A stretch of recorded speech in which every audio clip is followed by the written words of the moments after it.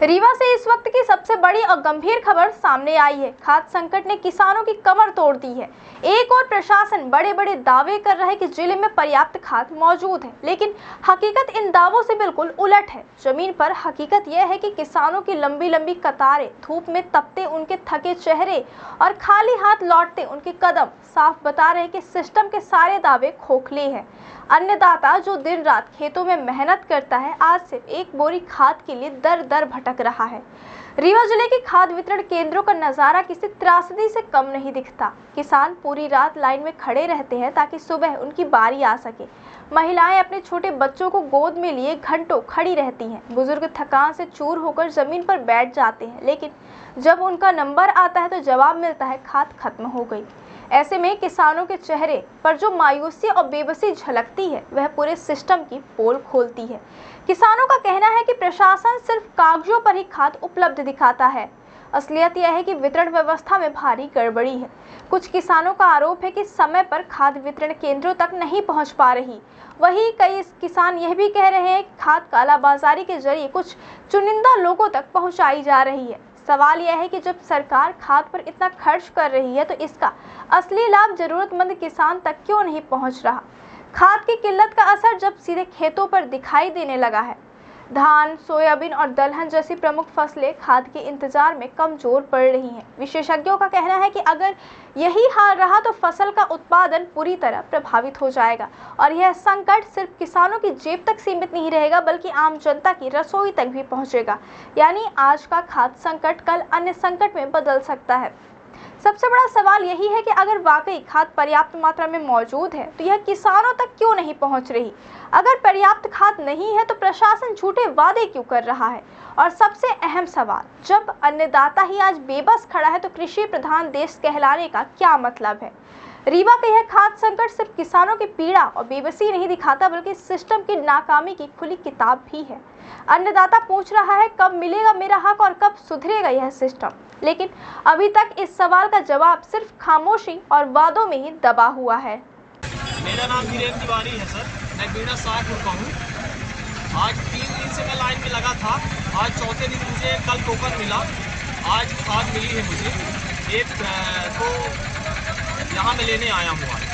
यहाँ से वहाँ की दूरी 28-30 किलोमीटर है। जी, एक गोली खाद मिला, एक गोली खाद मिला। आज 4 दिन से हैं, 5 दिन से मंडी में लाइन में लगे हैं। सर जी, हमको एक बार टोकन लेने आना पड़ता है, दूसरे दिन खाद की पर्ची मिलती है और उसके बाद करहिया मंडी से यहाँ चौराटा भेजा जाता है या वहाँ खाद मिलेगी। वो भी एक बोरी 2 बोरी, कोई ये नहीं है कि कितनी हमारी क्या 50 एकड़ की काफ़ी है, क्या 5 एकड़ की, इससे मतलब नहीं है। और वो भी ऐसे लाइन लगवाते हैं सर, इस तरह हम लोग इलेक्शन में लाइन में लगे हैं। दूसरा है, मैं ग्राम धवैया का पैपलकुंजा रोड में मेरा गांव है। ये मेरा तीसरा दिन है। कल मेरे को टोकन मिला, आज खाद लेने के लिए यहाँ लगा हूँ। ये डबल लाकर जो गोदाम है, यदि आधों को वहाँ दे देते, आधों को यहाँ दे देते। जितने जो इधर वाले थे उनको यहाँ दे देते, जो उधर वाले उनको वहाँ देते। इतनी ज़्यादा भीड़ ना होती और बराबर तरीके से मिल भी जाती। लगातार हमारे किसान खाद्य के संकट से जूझ रहे हैं। हम आपके चैनल के माध्यम से माननीय केंद्रीय कृषि मंत्री जी से, माननीय मुख्यमंत्री जी से और अपने रीवा जिले के और संभाग के सभी जनप्रतिनिधियों से यह मांग करते हैं कि खाद का संकट का निदान तत्काल कराया जाए।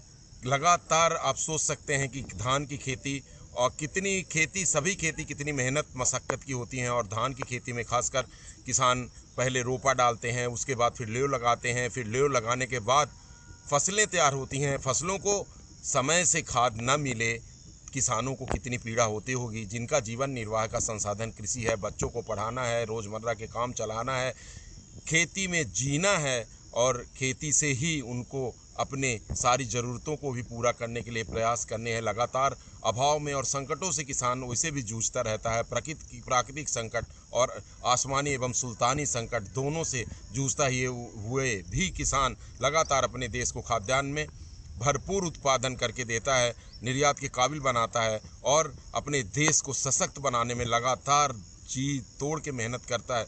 इस समय खाद का इतना बड़ा संकट है, लगातार महीनों से किसान की खाद की एक बोरी के लिए लाइनों में लगा हुआ है।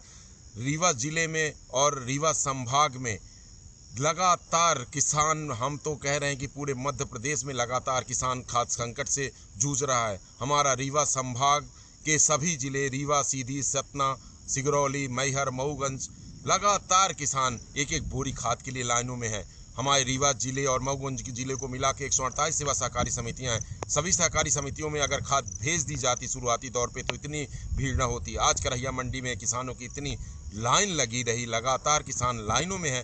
तेज धूप में किसान लगातार एक एक बोरी खाद के लिए परेशान है। हम आपके चैनल के माध्यम से मांग करते हैं कि किसानों को आगामी खरीफ के लिए भरपूर खाद के साथ आने वाली रबी के लिए अभी से खाद की तैयारी की जाए। खाद की कमी क्यों हुई जांच कराई जाए और दोषियों को दंडित किया जाए। हाँ, समय रहते किसानों को खाद उपलब्ध करा दी जाए। खाद के कारण खेती प्रभावित न हो सुनिश्चित किया जाए। क्या बिना खाद के खेती उन्नति का, लाभ का धंधा बनेगी? हमारे कृषि वैज्ञानिक, हमारे कृषि से संबंधित सभी अधिकारी और सभी जनप्रतिनिधि किसानों का इस संकट की घड़ी में साथ दें। भरपूर मात्रा में खाद मंगाई जाए, खाद के और रैक लगाए जाएं, किसानों को एक एक बोरी खाद के लिए न तरसाया जाए। जैविक खाद पर्याप्त मात्रा में इसके बाद भी जैसी स्थिति निर्मित हो रही है। प्रशासन द्वारा पर्याप्त रूप से व्यवस्था खाद वितरण हेतु बनाई जा रही है, जिसके परिप्रेक्ष्य में 5 हमारे जो डबल लॉक केंद्र है, करहिया, जवा, उमरी, चाकघाट और गुड़, इसमें आज सुबह से खाद वितरण किया जा रहा है। इसी तरीके से हमारे 37 जो एक पैक्स समितियाँ हैं, उसमें भी खाद वितरण किया जा रहा है। 2 हमारे इफ़को के जो इफ़को बाज़ार है मनगवार समरिया में, उसमें भी खाद वितरण किया जा रहा है। तकरीबन मैं कल का डेटा अगर आपको बताऊं तो कल 370 MT खाद वितरित कराई गई पूरे रीवा ज़िले में, और करीबन 2500 फार्मर्स को कल खाद वितरित हुई है। व्यवस्था ये बनाई गई है कि एक जो कैपेसिटी के अनुसार जो हमने आज, जैसे करैया में किसानों की संख्या ज़्यादा थी, इसलिए काउंटर्स की संख्या भी बढ़ाई गई है। 6 काउंटर्स में वितरित हो रहा है। उमरी में किसानों की संख्या ज़्यादा थी तो काउंटर्स बढ़ाए गए हैं।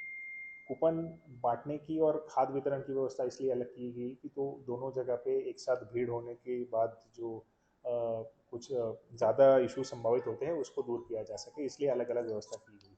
और इसी परिप्रेक्ष्य में मुझे लगता है कि किसान जो है भाई, जो आ रहे हैं, उनको कूपन वितरित किए जा रहे हैं जैसे जैसे अवेलेबिलिटी, खाद की पर्याप्त अवेलेबिलिटी है। जैसे पूरे डिस्ट्रिक्ट में अभी 1245 MT का स्टॉक अभी हमारे पास है, जो केवल डबल लॉक केंद्र में है।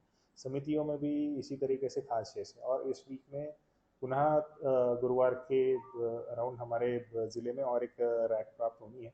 तो इस तरीके से खाद की पर्याप्त उपलब्धता है। तो सभी से अनुरोध इतना ही है कि अपने जो समय से आप आए और खाद जो आपका कूपन मिल रहा है आपको, उसके अनुसार खाद को उठाओ। अभी बैकुंठ में सर क्या स्थिति है? बैकुंठपुर, जैसे मैंने बताया, उमरी में आपने जो बताया कि 2-3 एक जो आज कॉलेज से कूपन वितरित हो रहे थे, उसमें कुछ लोगों ने एक साथ गए, इसलिए लोग ज़्यादा आने की वजह से ऐसा हुआ था। पर उसमें भी सुचारू रूप से कूपन आज भी पूरे वितरित हो गए हैं। तकरीबन 1200 लोगों को आज वहाँ कूपन भी वितरित हुए हैं, और जो भी सभी किसान हैं वो सेटिस्फाइड होके घर गए हैं। ज़रूर 2-3 महिलाओं को वहाँ धूप की वजह से दिक्कतें हुई है, तो उनको भी प्राथमिक उपचार, जो कि हमारी मेडिकल की टीम भी वही थी, एडिशनल SP और ADM की खुद ही आज उमरी में उन्होंने खड़े रहकर खाद बंटवाई है। तो इन सबकी उपस्थिति में उन पे सुचारू रूप से ये बाकी काम भी किया गया है।